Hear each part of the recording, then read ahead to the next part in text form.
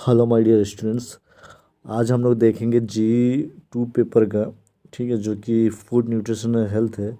जो बच्चे botany honours हैं जिनका, उनके लिए है ये G2 का जो पेपर है।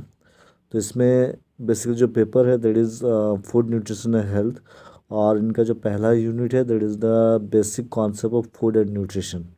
तो यहाँ से जो मोस्ट इम्पोर्टेंट क्वेश्चन है वो ये है कि कंपोनेंट्स ऑफ फूड। आपका जो सिलेबस है वो है कंपोनेंट्स ऑफ फूड, और इससे जो क्वेश्चन पूछे जाते हैं जो कि बहुत ही ज़्यादा इम्पोर्टेंट हैं वो ये क्वेश्चन है कि explain components of food. Components of food क्या है उनको एक्सप्लेन करनी पड़ेगी, या न्यूट्रिएंट्स क्या कहते किसे कहते हैं, या न्यूट्रिशन किसे कहते हैं, या आपको डिफरेंट टाइप्स ऑफ न्यूट्रिएंट्स को आपको एक्सप्लेन करनी हो। क्वेश्चन किसी भी तरह से पूछे जाए तो जो आंसर होंगे, तो ये मैं रीड कर रहा हूँ, मैं इनको समझे। तो न्यूट्रिएंट्स एक्चुअली में होता है क्या actually? Nutrients are organic compounds that are necessary for the regulation of physiological process. Nutrients एक ऐसा चीज़ होता है या ऐसा ऑर्गेनिक कंपाउंड्स होते हैं जो कि ज़रूरत पड़ते हैं फिजियोलॉजिकल प्रोसेस को रेगुलेट करने के लिए। ठीक है। और nutrition is the study of nutrients in food. अगर फूड में जो न्यूट्रिएंट्स होते हैं उनकी स्टडी को हम लोग न्यूट्रिशन कहते हैं। How the body uses them, किस तरह से बॉडी उसको यूज़ करते हैं। And the relationship between diet, health and disease, और इनका जो रिलेशनशिप है डाइट, हेल्थ और डिजीज़ के साथ। ठीक है, तो वो न्यूट्रिशन की डेफिनेशन है कि न्यूट्रिशन जो होता है क्या है कि न्यूट्रिएंट्स का स्टडी को कहेंगे। वो न्यूट्रिएंट्स जो कि फूड में पाए जाते हैं और वो उस न्यूट्रिएंट्स को हम लोग किस तरह से बॉडी में हम लोग उसको यूज़ कर रहे हैं, और उनका रिलेशनशिप कैसा है डाइट के साथ, हेल्थ के साथ, डिजीज़ के साथ। तो वो न्यूट्रिशन की डेफिनेशन है। और न्यूट्रिएंट्स क्या होते हैं? Nutrients are organic compounds that are necessary for regulation of physiological process. एक ऐसा ऑर्गेनिक कंपाउंड्स होते हैं जो कि ज़रूरत पड़ते हैं फिजियोलॉजिकल प्रोसेस को रेगुलेट करने के लिए, कंट्रोल करने के लिए। चलिए, ये तो रही डेफिनेशन की बात, रही न्यूट्रिएंट्स और न्यूट्रिशन की। ठीक है नहीं? कंपोनेंट्स ऑफ फूड क्या होते हैं कि बेसिकली जो न्यूट्रिएंट्स होते हैं दो तरह से होते हैं। एक होते हैं मैक्रो न्यूट्रिएंट्स और दूसरा जो होते हैं that is the micro nutrients. Macro का मतलब होता है लार्ज अमाउंट, मतलब वैसा न्यूट्रिएंट्स जो कि हम लोग का बॉडी को ज़रूरत होती है, बहुत ज़्यादा अमाउंट में ज़रूरत पड़ती है, जैसे कि प्रोटीन्स हुए, कार्बोहाइड्रेट्स हुए, फैट्स हुए। माइक्रो मीन्स कम मात्रा में जो हम लोग को ज़रूरत पड़ती है, मीन्स स्मॉल अमाउंट्स में हमारे बॉडी को इनकी रिक्वायरमेंट होती है, जैसे कि विटामिन्स हुए, मिनरल्स हुए। अब एक अब समझते हैं कि कंपोनेंट्स ऑफ फूड में कौन कौन सा आते हैं कंपोनेंट्स ऑफ फूड में। ठीक है, तो आपने देखा है कि उसी को हम लोग आज न्यूट्रिएंट्स में आपने देखा है कि मैक्रो न्यूट्रिएंट्स और माइक्रो। तो मैक्रो में हम लोगों ने देखा कार्बोहाइड्रेट, प्रोटीन्स और फैट्स। ठीक है, तो ये कार्बोहाइड्रेट, प्रोटीन्स और फैट को थोड़ा विस्तार से समझेंगे। फिर समझेंगे माइक्रो न्यूट्रिएंट्स जो कि विटामिन्स और मिनरल्स।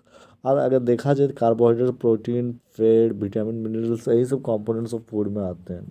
ठीक है, तो कंपोनेंट्स ऑफ फूड में जो हम लोग पढ़ेंगे बेसिकली, पहला जो होता है that is the carbohydrate. Carbohydrates which include sugar.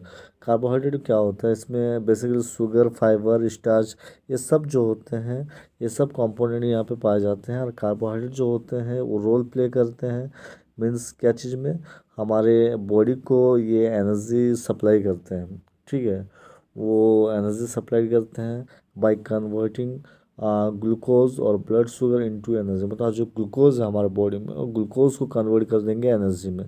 ठीक है, जैसे माना कि आपने रोटी खाया, रोटी क्या हुआ, उनका ब्रेक डाउन होगा, मीन्स वो उनका डाइजेशन होगा।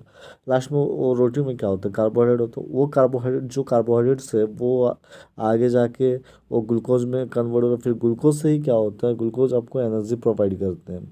ठीक है, the cells, organ, tissues use this sugar as a source of energy.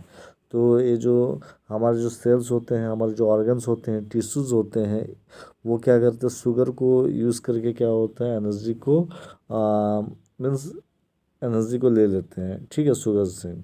तो वो किस तरह से होते हैं? तो जो मैंने कहा कि कार्बोहाइड्रेट होते हैं वो ग्लूकोज में कन्वर्ट होते हैं, आगे जाके वो ग्लूकोज जो होते हैं फिर वो इंस्टेंट एनर्जी आपको प्रोवाइड करते हैं।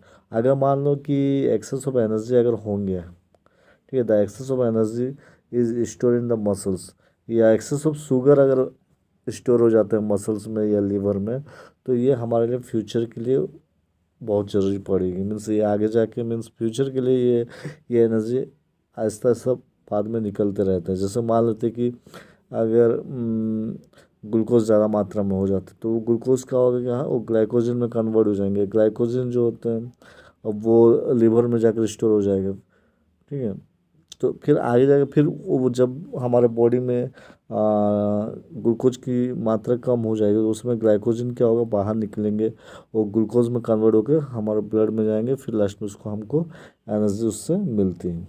Next is the protein. Protein जो होते हैं हम लोग, उस प्रोटीन जो होता है एक बॉडी बिल्डिंग फूड्स कहते हैं हम लोग। जैसे कार्बोहाइड्रेट को हम लोग एनर्जी गिविंग फूड कहते हैं, तो प्रोटीन्स को हम लोग बॉडी बिल्डिंग फूड कहते हैं, क्योंकि ये हमारे बॉडी को डेवलप करने में मदद करते हैं। हाँ, कोई घाव हुआ, जख्म हुई तो उसको हील करने में मदद करेंगे, और रिस्टोर करने में मदद करते हैं, हमारे बॉडी को मेंटेन करने में मदद करते हैं।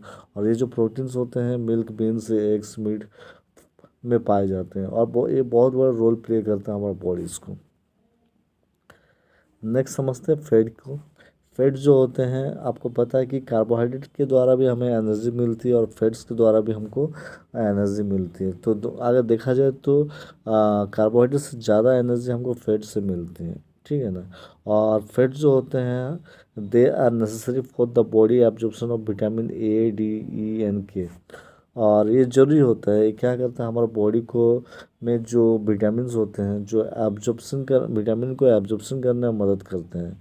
और कौन सी विटामिन्स के भी कई टाइप्स होते हैं, तो इनमें से बेसिकली ए, डी, ई के जो होते हैं ये विटामिन्स को एब्जॉर्ब करने में मदद करते हैं, ये हमारे जो फैट होते हैं।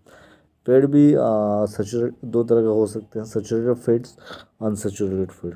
सैचुरेटेड फैट्स जो होते हैं वो हमारे रूम टेम्परेचर पे सॉलिड होते हैं, जबकि अनसैचुरेटेड फैट्स जो होता है हमारे रूम टेम्परेचर पे लिक्विड होते हैं। ठीक है ना। जैसे हम सैचुरेटेड फैट्स जो होते हैं,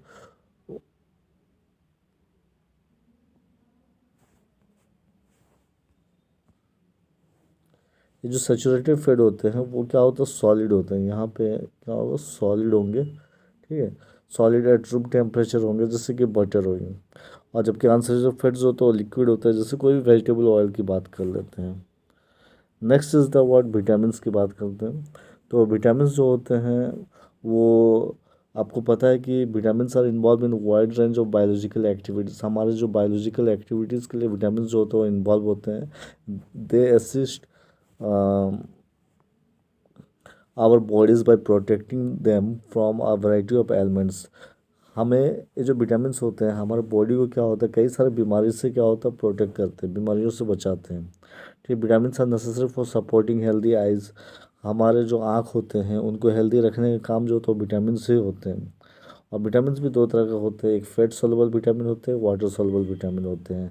fat soluble vitamin A, D, E K को बोलते हैं, जो कि बहुत ज़रूरी होता है हमारे ऐसा मतलब गुड हेल्थ के लिए। और they are store in fat tissues, और ये जो होते स्टोर हो जाते हैं कहाँ पे, फैट टिश्यूज़ पे स्टोर हो जाते हैं। And only use when the body request them, और तभी इनका यूज़ होता है जब बॉडी को ज़रूरत पड़ती है। जबकि वाटर सॉल्युबल जो होते हैं, वाटर सॉल्युबल विटामिन जो होते हैं वो हम लोग की B1, B2, B3, B6, B12 and folic acid को कहते हैं। और इस सबको हम लोग कम्प्लीटली हम बोल सकते हैं, एक साथ अगर हम बोले तो उसको विटामिन बी कॉम्प्लेक्स भी कहते हैं। तो वाटर सॉल्युबल में यहाँ पे विटामिन बी कॉम्प्लेक्स आते हैं और विटामिन सी आते हैं। ठीक है, तो ये जो विटामिन्स होते हैं हमारा बॉडी पे नहीं बनते हैं, इनको हम लोग कंज्यूम करते हैं रेगुलर बेसिस पे, और इनको हम पाते हैं फ्रूट से, वेजिटेबल से, डेयरी प्रोडक्ट से, ठीक है, सीड्स से, नट्स से। तो ये हमको वहाँ से मिलते हैं। तो हम लोगों ने देखा कि बेसिकली हम लोगों ने समझा, कार्बोहाइड्रेट को समझे, प्रोटीन्स को समझे, फैट्स को समझे, विटामिन्स को समझे। अब समझते हैं मिनरल्स को। मिनरल्स जो होते हैं ये भी बहुत ज़रूरी होते हैं। Means they are utilize by the body to regulate heart beat, develop strong bones and produce hormones among other things. तो आपको पता है ये क्या करता है, हमारा हार्ट बीट को कंट्रोल करने में मदद करते हैं, स्ट्रॉन्ग बोन्स को डेवलप करने में मदद करते हैं, और ये प्रोड्यूस करते हैं हार्मोन्स को भी। तो कुछ मिनरल्स होते हैं जैसे कैल्शियम, फॉस्फोरस, मैग्नीशियम, हाँ, सोडियम, पोटेशियम, ये सब एग्जांपल हैं मैक्रो मिनरल्स के। और ये जो मिनरल्स होते हैं हम लोग को मिल जाते हैं बेसिकली यहाँ पे लीफी वेजिटेबल्स और सी फूड हुआ, मिल्क हुआ, नट्स हुआ, बीन्स हुए। तो ये सब जो होते हैं गुड सोर्सेस है जहाँ से हमको ये मिनरल्स मिलते हैं।